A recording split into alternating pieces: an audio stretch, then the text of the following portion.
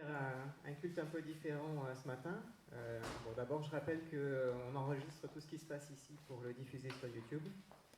Mais il n'y a que la scène qui est filmée, donc vous inquiétez pas, on ne verra pas votre visage. Et donc, je disais qu'on va faire les choses un peu différemment ce matin. On est à une semaine du week-end de Pâques et on voulait en fait réfléchir et méditer autour de Jean 17, qu'on appelle la prière sacerdotale de Jésus. Et en fait, le sacerdoce, c'est celle qui montre sa vocation, son dévouement pour nous, pour ses disciples. Et il est le Christ, le Messie envoyé par Dieu qui se donne, celui qui sanctifie l'Église. Il est à la fois victime et souverain sacrificateur. Et il a apporté ce sacrifice qui nous donne le salut une fois pour toutes. Et en fait, ce passage arrive dans la Bible après 4 chapitres où il prépare ses disciples à son départ, où il leur donne les dernières recommandations, il les enseigne et il révèle vraiment la parole de Dieu. C'était pour ça qu'il est venu sur terre. Et tout au long de sa vie, Jésus a prié le Père, que ce soit tôt le matin, la nuit, il se mettait à l'écart. Et on a plusieurs exemples dans la Bible. On a notre Père, on a cette prière-là aussi. On a la prière dans le jardin aussi. Et là, on a le détail de ce qu'il prie, comment il s'adresse à son Père, juste avant de quitter ses disciples pour un temps, puisqu'il va ressusciter. Et c'est une prière qui est pleine d'amour, de sainteté aussi, et très profonde. Donc on va la décortiquer tout au long de ce matin, en alternant en fait des pensées et des chants, pour réfléchir à tout ce qui est dit dans ce chapitre. Et du coup, on va commencer avec une première vidéo d'introduction de Todd. Bonjour, chers frères et sœurs. Ce matin, nous regardons la prière de Jésus dans l'évangile de Jean au chapitre 17. C'est la nuit précédant sa crucifixion. Il vient de prendre le repas de la Pâque avec ses disciples. Au cours de ce repas, il a une longue conversation avec ses disciples pour les préparer à ce qui va se passer. Il leur rappelle certaines des leçons essentielles qu'il leur a enseignées au cours des 3 dernières années. Il doit aussi leur dire des choses difficiles pendant ce repas. Il leur fait savoir que le moment est venu pour lui de départir. Il leur explique qu'ils devront faire face à la persécution. Il dit que l'un d'entre eux va le trahir. Il dit qu'un autre va le renier. Et il dit que tous les disciples vont l'abandonner à son heure la plus difficile.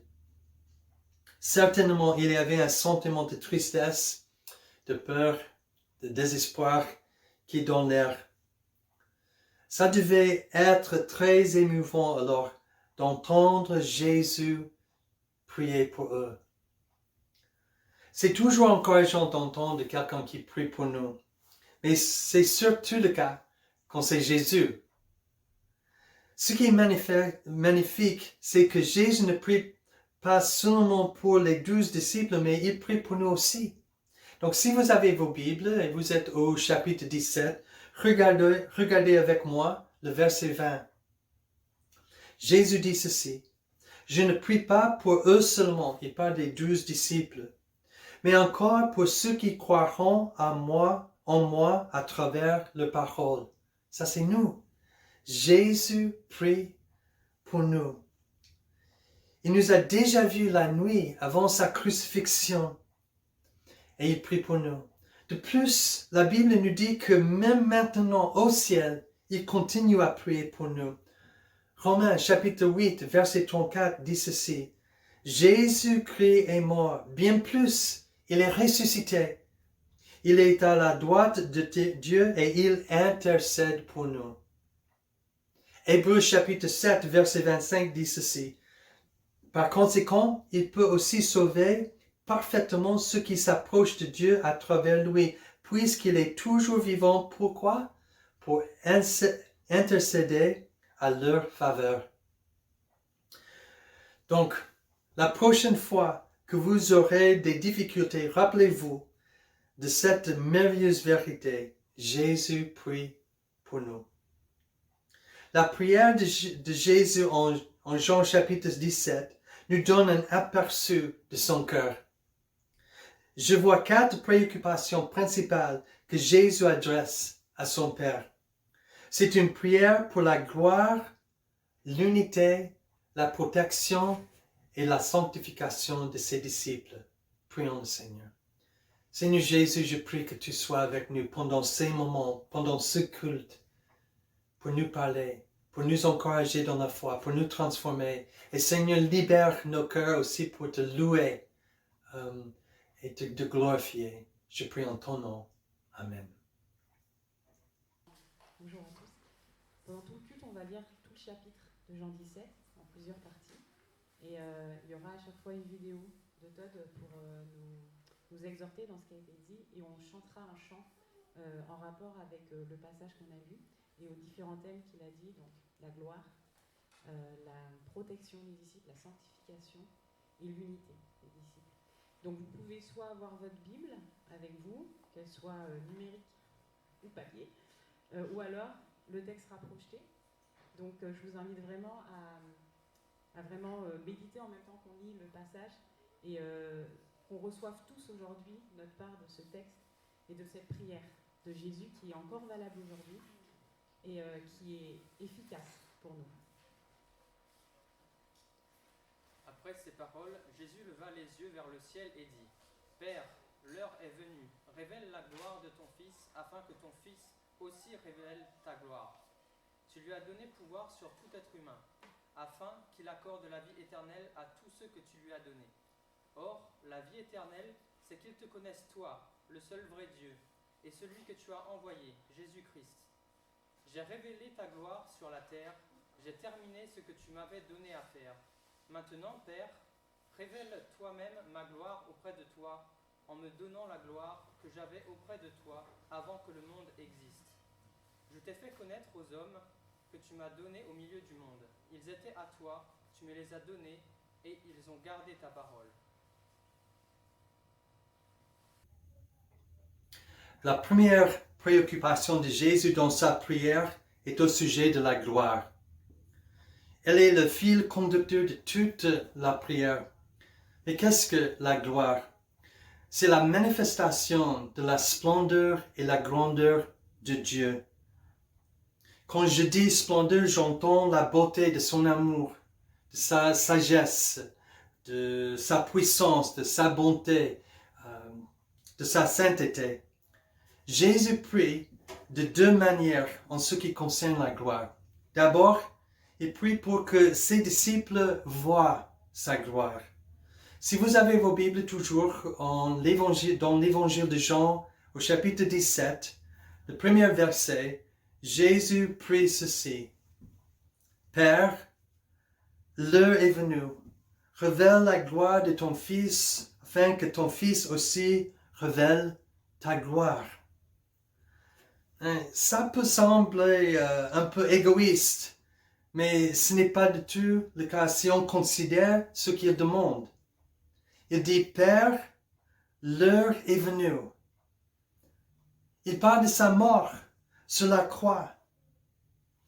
Sa prière est que ses disciples voient la splendeur de Dieu à travers la croix. Ce n'est pas égoïste. C'était une demande de prière importante pour les disciples. Même si Jésus leur avait déjà parlé de sa mort à l'avance, les disciples, ils ne comprenaient pas toujours. Ils croyaient que Jésus était le Messie, bien sûr, mais dans leur esprit, le Messie ne mourrait pas comme un criminel sur la croix. Le Messie était censé être le grand conquérant de Rome. Donc, en priant que les disciples voient sa gloire, ils prient qu'ils comprennent qu'il est le conquérant, bien sûr, mais le conquérant de quelque chose plus grand que Rome. Il est le conquérant de la mort, du péché et de toutes les forces du mal.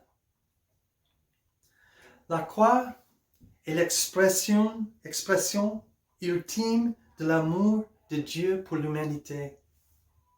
Jésus le dit plus tôt dans la soirée autour de la table, quand ils étaient en train de manger, il dit ceci, qu'il n'y a pas de plus grand amour de donner votre vie que de donner votre vie pour vos amis. Je reprends. Qu'il n'y a pas de plus grand amour que de donner votre vie pour vos amis. Et ça, c'est ce que Jésus a fait pour nous. L'apôtre Paul le dit de cette façon en Romains chapitre 5, verset 8. Il dit, « Voici comment Dieu prouve son amour envers nous. Alors que nous étions encore des pécheurs, Christ est mort pour nous. » Donc, si vous vous demandez si Dieu vous aime ou non, il vous suffit de regarder la croix. Il vous aime, point final. Jésus voulait que ses 12 disciples le sachent et il veut que nous le sachions aussi. Et c'est pour cela qu'il prie. Cela nous enseigne également que la gloire de Dieu peut être révélée dans les circonstances, dans les moments les plus tragiques de notre vie. Lorsque ma fille luttait contre la leucémie, ma première demande de prière n'était pas pour sa guérison, même si je l'ai voulu de tout mon cœur. Ça, c'est ce que j'ai voulu. Ma première demande de prière était qu'elle verrait la gloire de Dieu. Que la gloire de Dieu sera révélée à elle, parce que je savais si elle pouvait comprendre et saisir la gloire de Dieu, la splendeur de Dieu. Pour elle, elle aura la paix et la joie quoi qu'il arrive. Alors pour nous, commencez par la croix. Elle est la preuve ultime que Dieu vous aime. Si vous pouvez commencer à voir son amour envers vous sur la croix, vous serez capable de voir son amour dans tous les autres domaines de votre vie. Je disais, il y avait deux moyens que Jésus a pris pour la gloire. Le premier, il prie pour que ses disciples voient sa gloire.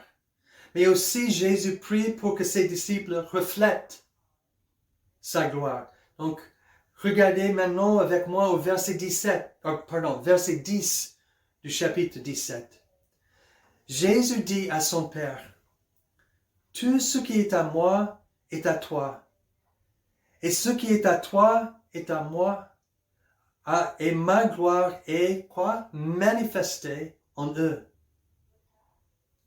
Jésus veut que le monde voit la grandeur et la splendeur de Dieu se manifester à travers nos vies. J'ai vu pour la première fois cette grandeur, cette splendeur de Dieu se manifester à travers la vie de mon père.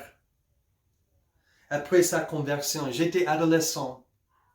Et puis mon père m'a encouragé d'aller dans une église de l'Alliance qui était dans notre ville. Et là encore, j'ai vu la manifestation de la splendeur de Dieu à travers les vies des jeunes dans cette église, les autres adolescents. Et j'ai voulu en savoir plus. Et après, en fait, ma vie a été transformée. Ça fait maintenant 47 ans, mais je suis là aujourd'hui, toujours présent pour en parler de cette splendeur, cette gloire de Dieu. Cette semaine, alors que nous nous préparons pour Pâques, je vous encourage à méditer sur ce que Jésus a fait pour vous sur la croix. Lisez l'histoire de la crucifixion, la résurrection de Jésus dans les 4 évangiles, ou écoutez des chants sur la croix. Ou si vous êtes artiste, peut-être faites un dessin qui vous aide à méditer ce que Jésus a fait pour toi. Une interprétation poétique. Peut-être vous pouvez écrire une lettre à un ami pour expliquer ce que tu vois dans la croix. Ou si vous aimez les films, regardez un film sur les derniers jours de la vie de Jésus. Ou priez avec un ami de ce que Jésus a fait pour vous. Quoi que vous fassiez, prenez du temps cette semaine pour voir la gloire de Dieu à travers la croix.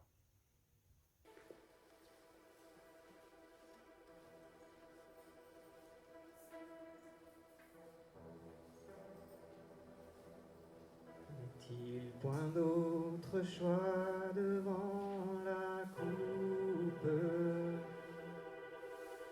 que celui de marcher sur cette route, ce chemin de douleur, de peine et de malheur? N'y a-t-il rien que ce chemin de croix? Mon âme est dans l'effroi et dans le doute, mais je sais que ton cœur de père écoute chacun de mes soupirs, mes peurs et mon désir de satisfaire à ta prière en moi. Glorifie ton nom sur cette terre, manifeste en moi la sainteté de ton pardon. Je m'abandonne entre tes mains, et puisque la vie t'appartient, qu'il en soit fait de moi selon les voies de ton amour divin. Nombre de fois pourtant j'ai lu ta grâce, lorsque je demeurais devant ta face. Mais là dans ce jardin, il ne reste plus rien que le fardeau de tous les maux du monde. Aucun pour partager de ma souffrance, le son de l'agonie et de l'absence. Voici venu mon heure, viens soulager mon cœur. Mon Dieu, mon sort est en toi maintenant. Glorifie ton nom sur cette terre, manifeste en moi la sainteté de ton pardon. Je m'abandonne entre tes mains, et puisque la vie t'appartient, qu'il en soit fait de moi selon les voies de ton amour divin. Glorifie ton nom sur cette terre, manifeste en moi la sainteté de ton pardon. Je m'abandonne entre tes mains, et puisque la vie t'appartient, qu'il soit lumière en moi, un chant de joie jusqu'au-delà des temps. Et que le monde voit briller en moi la gloire que ta grâce m'a donnée.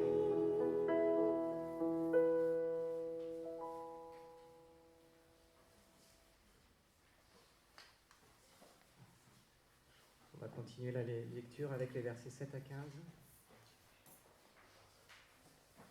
Maintenant, ils savent que tout ce que tu m'as donné vient de toi.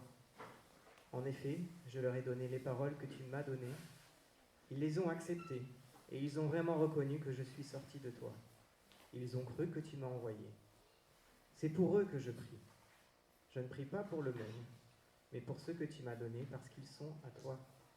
Tout ce qui est à moi est à toi, et ce qui est à toi est à moi, et ma gloire est manifestée en eux. Désormais, je ne suis plus dans le monde, mais eux, ils sont dans le monde, tandis que je vais vers toi. Père Saint, garde-les en ton nom, ce nom que tu m'as donné, afin qu'ils soient un comme nous. Lorsque j'étais avec eux dans le monde, je les gardais en ton nom. J'ai protégé ce que tu m'as donné, et aucun d'eux ne s'est perdu, à part le fils de perdition, afin que l'écriture soit accomplie. Maintenant je vais vers toi, et je dis ces paroles dans le monde, afin qu'ils aient en eux ma joie, une joie complète. Je leur ai donné ta parole, et le monde les a détestés, parce qu'ils ne sont pas du monde, tout comme moi je ne suis pas du monde. Je ne te demande pas de les retirer du monde, mais de les préserver du mal. La préoccupation de Jésus est notre besoin de protection. Nous lisons cet aspect de sa prière au verset 11 à 15. En fait, c'est le verset 15 qui résume cette préoccupation quand Jésus dit à son Père, « Je ne te demande pas de les retirer du monde, mais de les préserver du mal. » Jésus a une vive conscience des dangers que ses disciples vont affronter dans ce monde. Il a déjà perdu l'un de ses disciples, Judas, et il sait que le malin et ses esprits et le monde pécheur et la nature pécheresse de l'homme sont les forces qui ne cesseront jamais de détourner les disciples de Dieu. Et c'est le même danger pour nous. Plus tôt dans la soirée, avant sa crucifixion, Jésus a averti les disciples de ce qui les attend. Trahison, comme Judas. Reniement, comme Pierre. La haine, la persécution qu'ils vont subir. Emprisonnement, ou la mort, ou l'abandonnement. Jésus a dit que vous allez tous fuir dans les moments les plus difficiles pour moi. Donc il dit toutes ces choses. Cependant, il termine la soirée en leur donnant cette promesse rassurante. Je vous ai dit cela afin que vous ayez la paix en moi. Vous aurez bien sûr à souffrir dans ce monde. Mais prenez courage. Moi, j'ai vaincu le monde. Et puis, Jésus prie au verset 11 et 12 que le Père Céleste les garde dans son nom. En d'autres termes, c'est une prière pour qu'ils restent fidèles à Jésus et à tout ce qu'il leur a révélé. Donc Jésus leur donne cette promesse rassurante et tout de suite, il commence à prier pour eux. Qu'ils restent fidèles, qu'ils soient gardés dans tout ce qu'il a révélé aux disciples. C'est ainsi que Jésus prie pour nous aussi.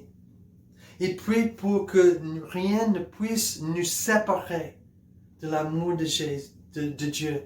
Nous voyons ça dans le passage que j'ai lu tout à l'heure en Romains 8, chapitre 8, verset 34. Et il prie pour que nous lui restions fidèles. La protection dont Jésus parle est rendue possible par sa mort et sa résurrection que nous allons célébrer le week-end prochain. Alors que nous nous préparons à Pâques, cette semaine, gardons cette vérité à l'esprit. Y a-t-il quelque chose dans votre vie en ce moment qui vous éloigne de Dieu? Nommez ces choses et parlez-en à Jésus. Souvenez-vous qu'il a prié pour vous et qu'il prie toujours pour vous. Il vous dit la même chose qu'il a dit à ses disciples la nuit avant sa crucifixion dans la chambre d'eau. Il dit ceci, « Prenez courage, moi j'ai vaincu le monde. » Ce qui me touche particulièrement dans le passage qu'on vient de lire, c'est le verset 15. « Je ne te demande pas de les retirer du monde, mais de les préserver du mal. » Jésus il remonte au Père dans un lieu de repos, de gloire. Il nous laisse là. Et avec tout ce qui va avec. Le monde, quand il dit ça, c'est vraiment je les laisse dans un monde où il y a beaucoup de souffrance. Mais ça, c'est pas sa prière. Sa prière, c'est pas de nous retirer la souffrance de vivre dans ce monde, c'est de nous préserver du mal, du malin, du péché. Et le combat, il se situe là. Et ce qui est très encourageant, c'est qu'il dit maintenant je vais vers toi, au verset 12, et je dis ces paroles dans le monde, je suis encore avec eux, afin qu'ils aient en eux ma joie, une joie complète. Et ça, j'ai envie de dire, c'est pour balancer. Il nous laisse dans ce monde qui est difficile, avec tout ce qu'il y a qui est difficile, mais il nous donne sa joie pour vivre ça et pour combattre ce combat. Et puis bien sûr la promesse que justement dans toutes les difficultés, il nous préserve du mal, il nous gardera. C'est le chant qu'on va prendre, de dire Christ me gardera, pas par mes propres forces. Et on a cette prière de Jésus qui nous dit Christ me gardera, il a promis. Et si je suis à lui et que je veux lui obéir, en fait, c'est pas avec mes forces que je vais tenir contre les forces du malin, contre les autorités du mal qui s'opposent à moi, mais c'est vraiment en lui. C'est vraiment une confession qu'on peut faire de sa promesse et une prière qui est encore efficace aujourd'hui.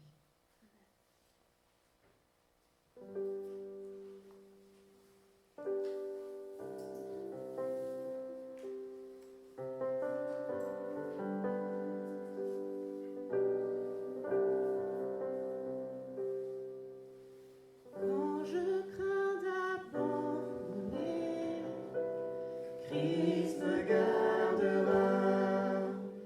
Quand Satan vient me tenter, il me gardera. Sur ce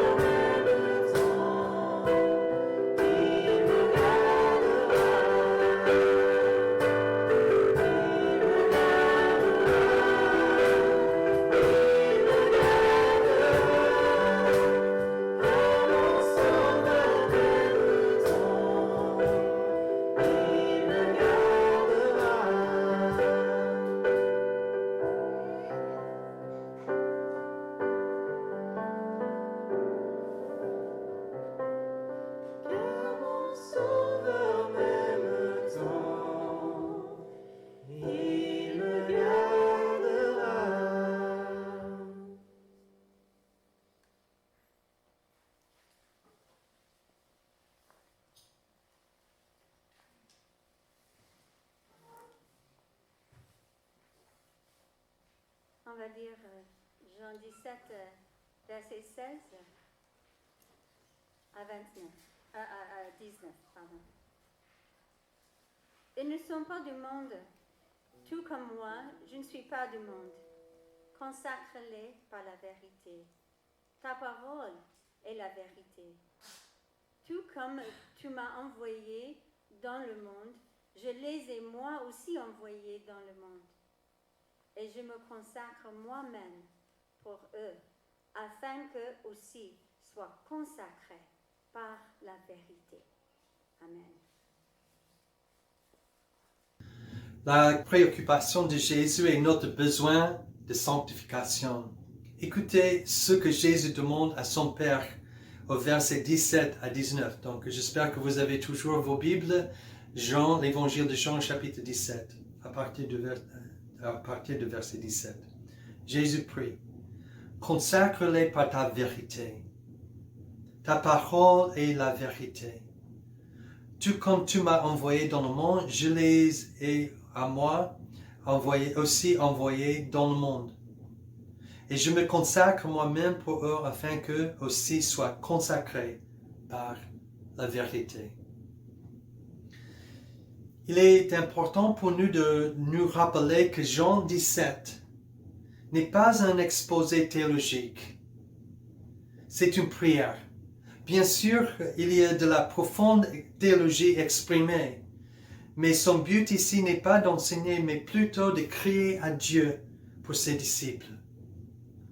Son désir le plus cher est qu'ils soient mis à part pour servir et vivre pour Dieu.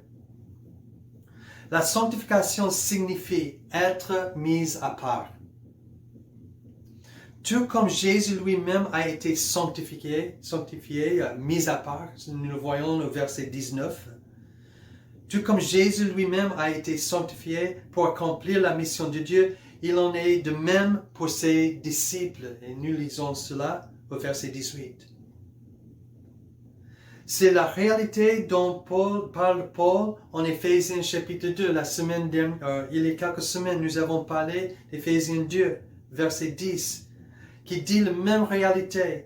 Paul dit, en réalité, c'est lui qui nous a fait, Dieu qui nous a fait. Nous avons été créés en Jésus-Christ pour des œuvres bonnes que Dieu a préparées d'avance afin que nous les pratiquions.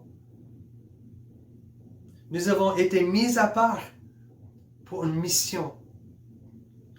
Nous sommes dans le monde, mais nous ne devons pas être du monde.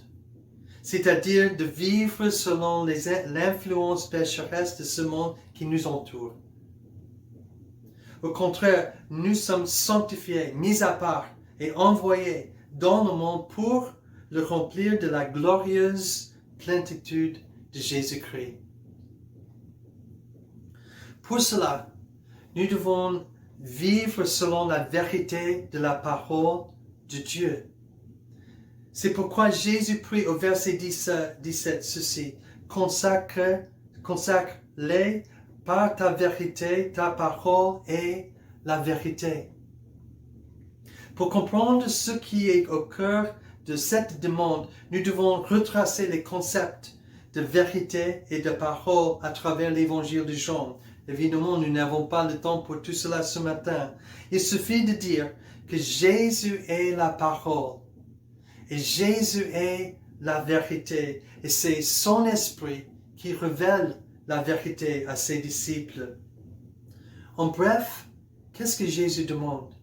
Jésus prie pour qu'il habite les cœurs de ses disciples par son esprit, afin qu'ils puissent mener une vie sainte et accomplir la mission que Dieu leur a donnée.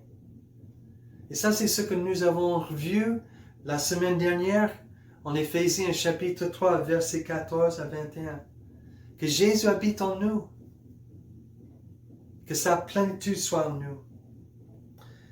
Cette semaine, alors que nous nous préparons à Pâques, gardons cette demande de prière de Jésus devant nous. Nous avons été mis à part pour servir Dieu et pour mener une vie sainte. Jésus est mort sur la croix et il est ressuscité pour que cela soit possible. Prenons un moment cette semaine pour nous reconsacrer notre vie à lui et lui demander de demeurer pleinement en nous. Demandons à Dieu de nous donner la fin de connaître et de vivre sa parole. Amen. Alors avec les deux chants suivants, on va faire cette prière. Seigneur, te connaître, c'est vraiment ce qui est le plus cher et c'est ça aussi la sanctification, c'est demeurer dans sa présence. Le connaître lui, c'est à son image, dans sa présence qu'on est transformé. C'est pas avec nos forces, c'est juste avec une voie des morales qu'on se donne, c'est vraiment sa présence qui nous transforme, son esprit qui nous transforme. Et puis on chantera ensuite plonge-nous dans ta rivière d'amour et fais-nous connaître les profondeurs de ta joie. Et après on libérera les enfants pour leur moment.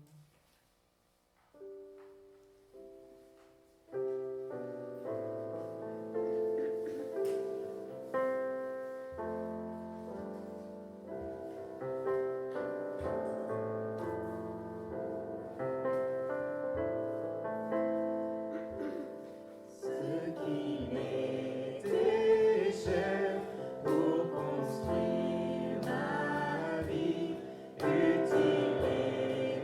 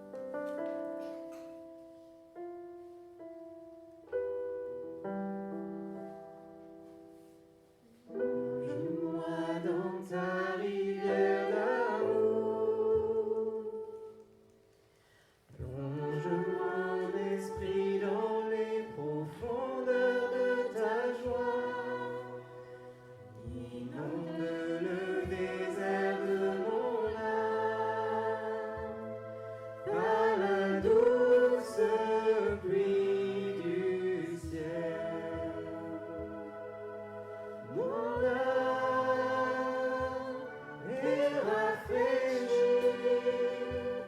quand ton onction m'envahit.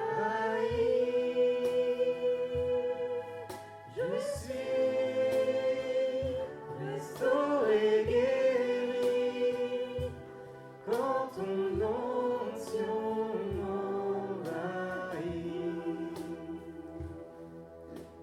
Plonge-moi dans ta rivière d'amour.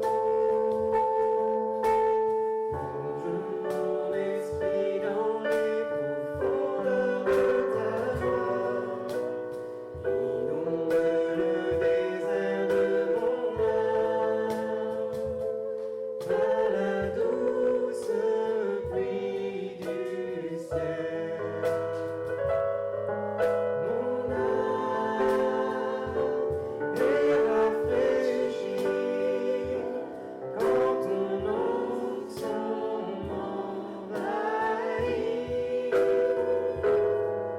Je suis restauré, guéri quand ton onction m'envahit. Mon âme est rafraîchie quand ton onction m'envahit. Je suis restauré, guéri quand ton onction m'envahit.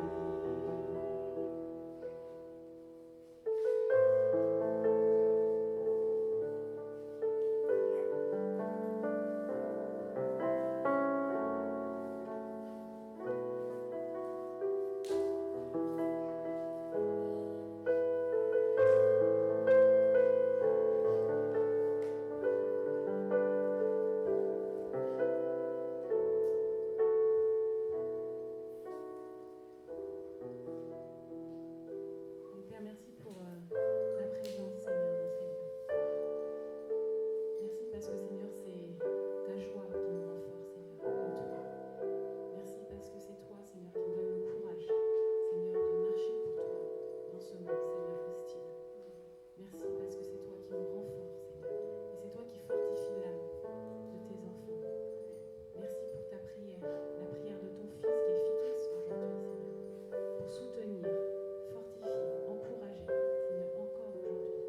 Et merci parce que tu n'abandonnes pas tes enfants, Seigneur. Tu ne les abandonnes pas, mais tu les tiens, Seigneur.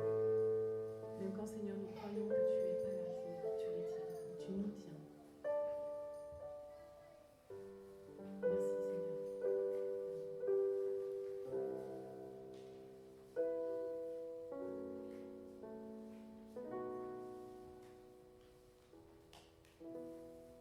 Si une ou deux personnes veulent élever la voix pour Jésus, qu'ils se sentent libres dans ce lieu.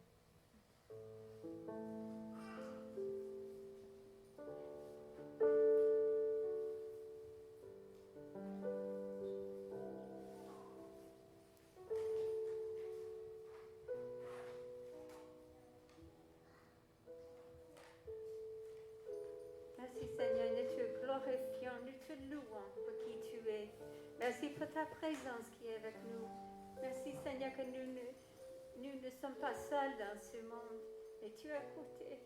Merci Seigneur pour ton amour pour le monde et pour nous et pour les autres autour. Nous prions pour eux Seigneur, qu'ils te connaissent comme nous te connaissons. Merci Seigneur.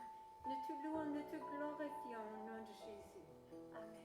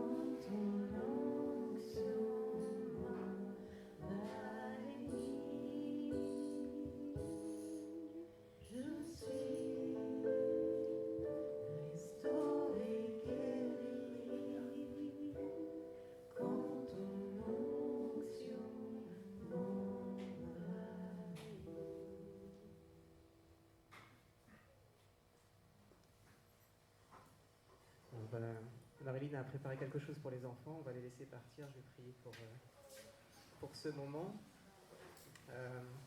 Seigneur, tu es venu dans ce monde, c'est vrai, pour cette mission, pour ce sacerdoce, de nous sauver. Et tu as démarré comme un enfant.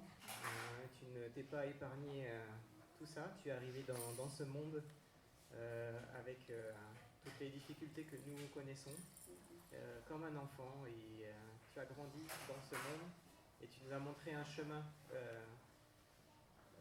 d'être dans le monde, mais de suivre ta parole, de suivre le seul chemin. Merci pour cet exemple. On te prie pour les enfants qui sont dans ce monde justement, qui font face à des difficultés, tu vois, en ce moment, de voir grandir l'école avec les masques, avec les professeurs malades, des écoles fermées parfois. On te prie de les garder, qu'ils puissent apprendre à te connaître, connaître ta protection, connaître ton amour pour eux. Tu les bénis, tu bénis Marilyn aussi qui a préparé justement une leçon pour les aider à mieux te connaître, à mieux apprécier cette protection, cet amour que tu as pour eux. Amen.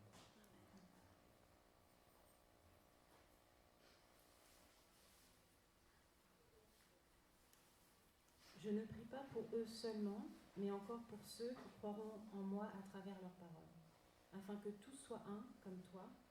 Père, tu es en moi et comme je suis en toi, afin qu'eux aussi soient un en nous, pour que le monde croie que tu m'as envoyé.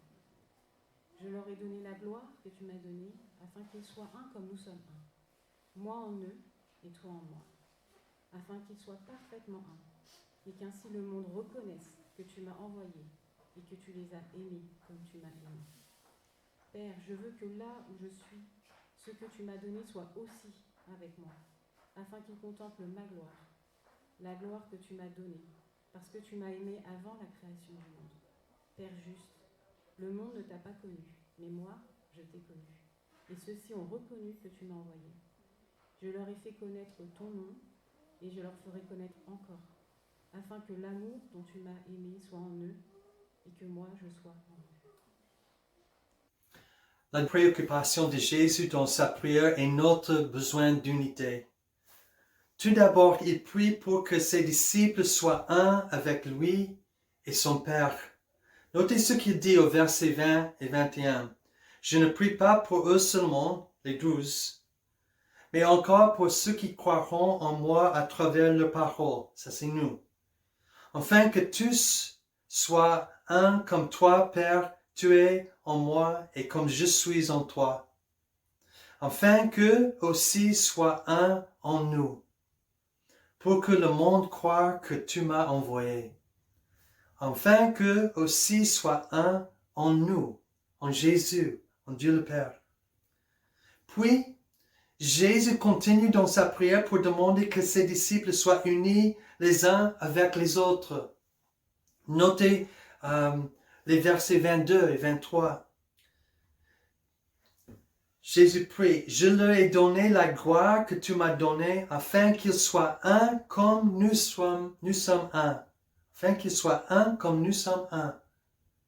Moi en eux et toi en moi. Afin qu'ils soient parfaitement un et qu'ainsi le monde reconnaisse que tu m'as envoyé et que tu les as aimés comme tu m'as aimé. Donc, Jésus demande deux choses.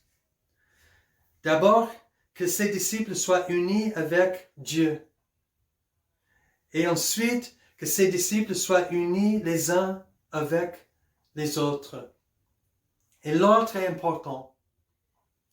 Tant que nous ne sommes pas unis à Dieu, nous ne pouvons pas vraiment être unis les uns aux autres.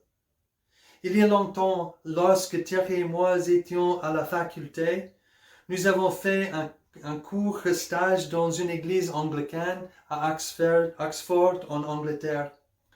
Le pasteur de cette église a dit quelque chose qui m'a marqué, que je n'ai jamais oublié. Il a dit que nous découvrons la véritable communion fraternelle lorsque nous n'avons rien en commun, sauf que Jésus-Christ lui-même. Nous pouvons avoir toutes les différences, nous pouvons avoir les cultures différentes, les âges différents, les positions dans la société différentes, et tout cela. Mais qu'est-ce qui nous unit? C'est Jésus-Christ. C'est le Christ qui nous unit. Donc, dans la mesure où nous marchons en union avec Jésus, nous marcherons en union les uns avec les autres.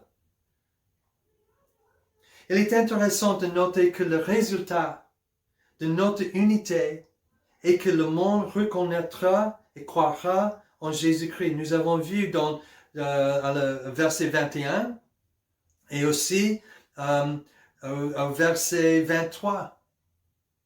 Il disait, afin qu'eux aussi soient un en nous pour que le monde croie que tu m'as envoyé. Le verset 23, ils disent que, afin qu'ils soient parfaitement un et qu'ainsi le monde reconnaisse que tu m'as envoyé, que tu les as aimés comme tu m'as aimé. Ça, c'est le résultat. Cela reprend ce que Jésus a dit à ses disciples plus tôt dans la soirée, autour de la table, la nuit avant sa crucifixion. Regardez en Jean 13, 34 et 35, qu'est-ce qu'il dit? Je vous donne un commandement nouveau, aimez-vous les uns les autres comme je vous ai aimé, vous aussi aimez-vous les uns les autres. C'est à cela que tous reconnaîtront que vous êtes mes disciples, vous avez de l'amour les uns pour les autres. Au cours de mes années dans le ministère, j'ai assisté à un certain nombre de formations sur l'évangélisation.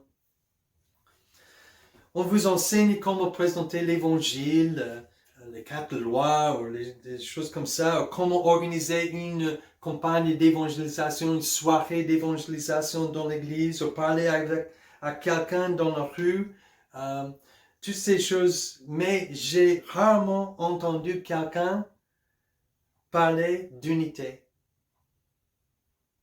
Jésus prie pour l'unité de l'Église afin que le monde reconnaisse et croie en lui. Ainsi, lorsque quelqu'un demandera ce que notre Église fait pour évangéliser, j'espère qu'une des premières choses sur la liste sera « Nous apprenons à vivre dans l'unité ». Qu'est-ce qui nous divise? Quelle est la source de conflit?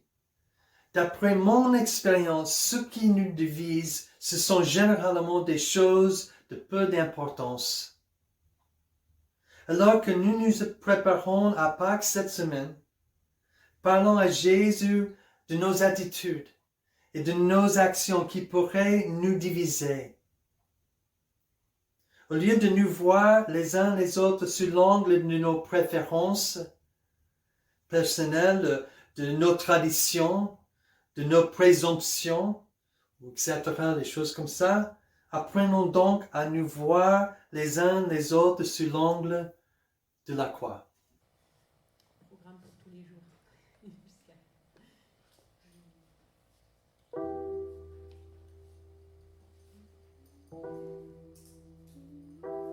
Tous unis dans l'esprit, tous unis en Jésus, tous unis dans l'esprit, tous unis en Jésus.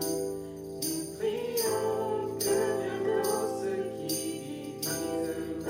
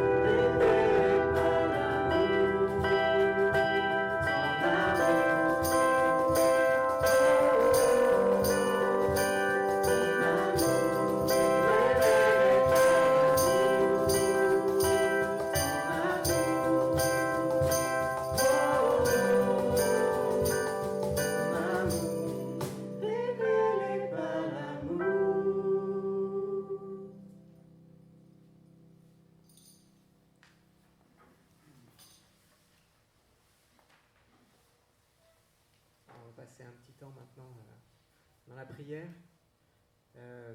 en fonction des thèmes qu'on a vus ce matin, dans cette prière de Jésus pour les disciples, qui nous inclut aussi. Et c'est une prière, puisqu'elle nous inclut, qui est encore actuelle, qu'on peut faire avec lui aussi. On peut demander la protection du Père pour nous dans le monde. On peut lui demander de nous aider à être unis ensemble pour faire son œuvre, pour sauver le plus grand nombre avant qu'il soit trop tard. On peut lui demander aussi qu'il soit glorifié, qu'on puisse refléter cette gloire dans le monde, qu'on soit cette lumière justement pour guider les gens au milieu de tout le tumulte et les ténèbres qui s'étendent. Et qu'on soit vraiment mis à part, consacré, qu'on puisse retirer tout ce qui est superflu chez nous, tout ce qui nous distrait de cette œuvre, justement ce qui pourrait nous diviser, et qu'il nous mette à part et qu'on puisse être utile à son service. Voilà, donc les thèmes sont affichés. Sentez-vous libre de prier à voix haute ou pas, de prier maintenant, de prier plus tard dans la semaine pour se préparer à la Pâque, pour méditer. Donc on va prendre quelques minutes pour ça maintenant.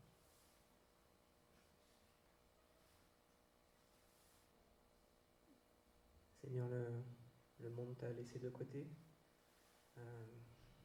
au mieux en disant qu'il n'avait pas besoin de toi, au pire en disant que c'était faux, c'était dangereux, toutes ces choses qu'on raconte sur toi. Mais nous, on connaît tout ce bien précieux d'avoir ta parole révélée, d'avoir le Père révélé par le Fils, que le Fils soit venu sur la terre, marcher au milieu de nous pour nous sauver et pour nous montrer l'exemple, pour être consacré lui d'abord, pour que nous soyons consacrés, pour nous libérer par la vérité. Et le monde qui t'a mis de côté essaye de se débrouiller tout seul. Et on le voit lutter et échouer.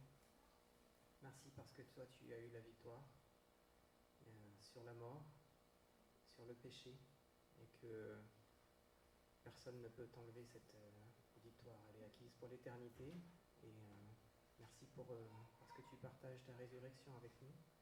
Tu partages cette victoire, tu partages cette gloire, cette unité avec le Père. Merci parce que tu aimes sans limite et tu partages sans limite. Merci pour ce don précieux. On veut te rendre gloire ce matin. On veut t'élever par nos chants, par nos prières, par nos pensées, par toute notre âme. Et te voir à ta place, à la droite du Père. Et être heureux d'être appelé tes enfants, de pouvoir être dans ta présence, dans cette gloire qui, même maintenant, alors que nous sommes dans le monde, notre joie peut être complète et notre paix peut dépasser l'entendement.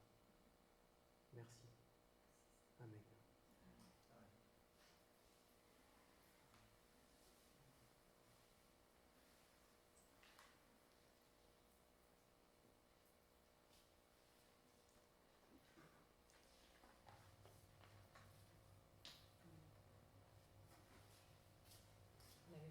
On va pas faire le chant suivant par rapport au temps. Mais donc je vais inviter Stéphane pour le moment de Sainte Seine.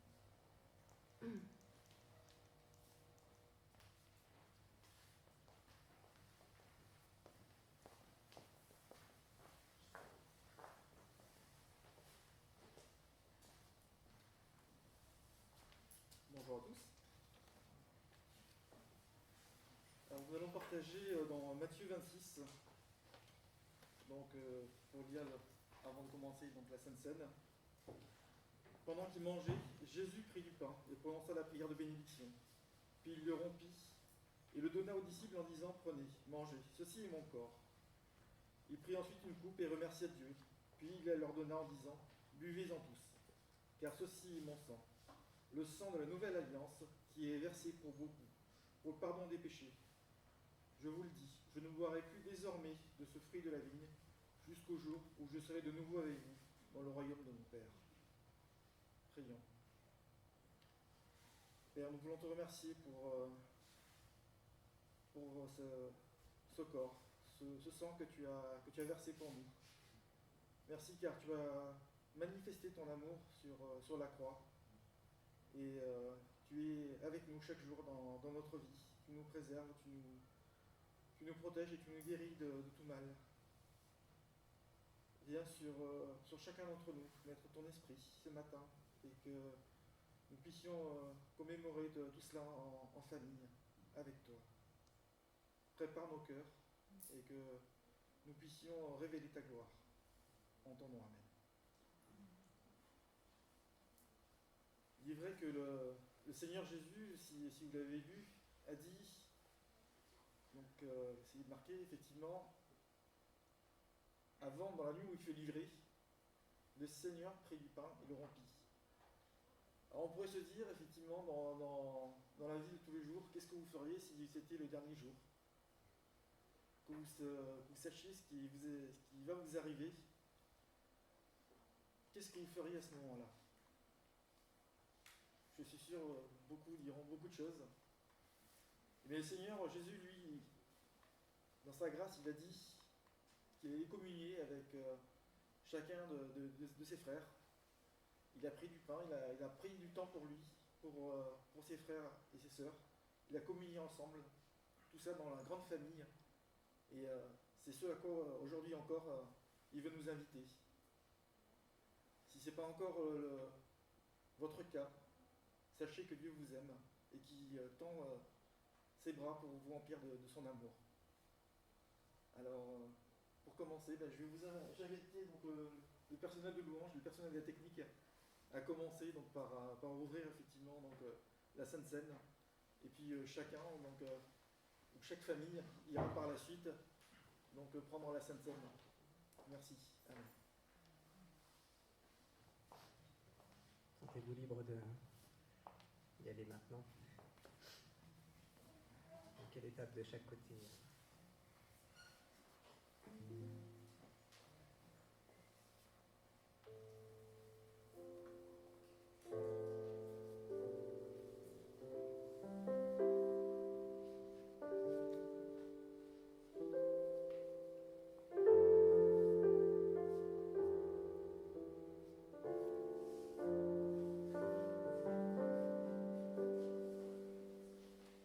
Montre-moi l'eau.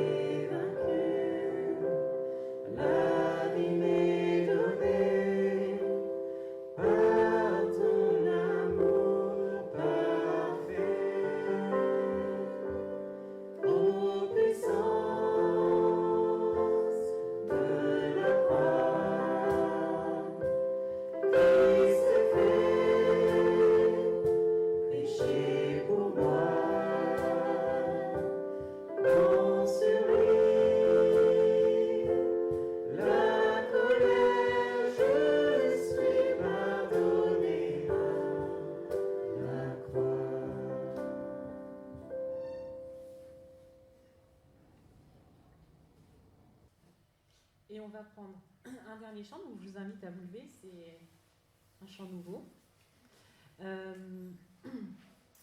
C'est un chant qui dit « On était comme ça, mais Dieu nous a fait comme ça ». Et donc c'est vraiment, je pense que ça rejoint beaucoup ce qu'on avait aussi dans Éphésiens, notamment le chapitre 1. Et voilà, on était aveugles, on était ennemis, on était loin de Dieu, on était orphelins, mais voilà, tout ce que Dieu a fait pour nous, c'est un fait, c'est acquis, c'est promis, et on a aussi de plus en plus à le vivre réellement, mais c'est quelque chose qui est acquis. Et ça nous montre l'amour de Dieu, tout ce qu'il a fait.